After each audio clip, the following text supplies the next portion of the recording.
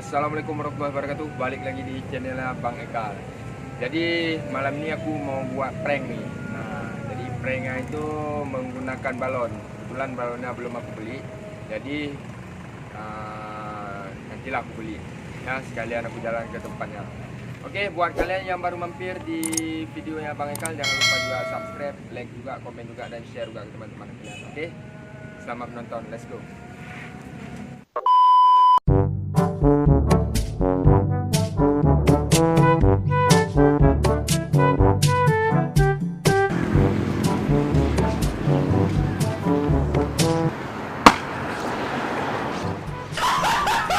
What the fuck? What the fuck was that?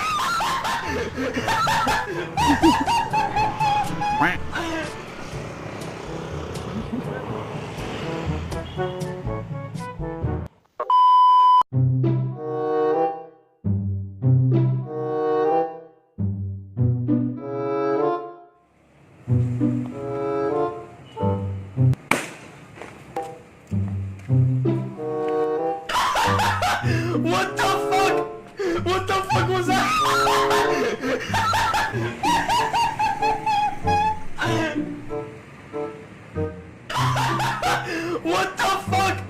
What the fuck was that?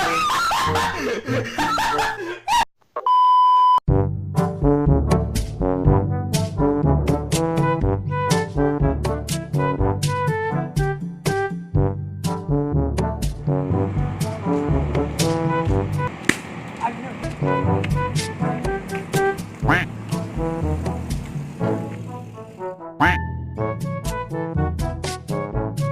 the fuck? What the fuck was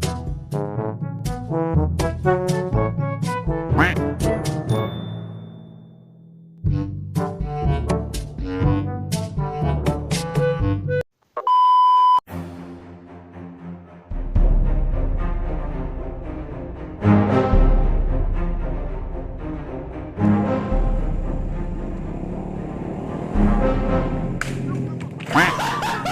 What the fuck? What the fuck was that?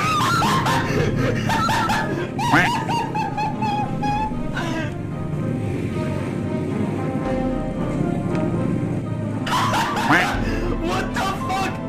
What the fuck was that?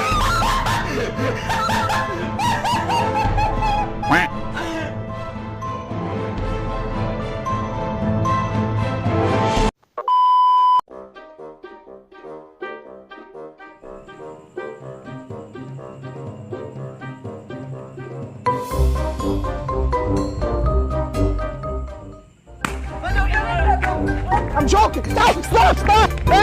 Stop! Stop the brake! Stop! Stop! Stop!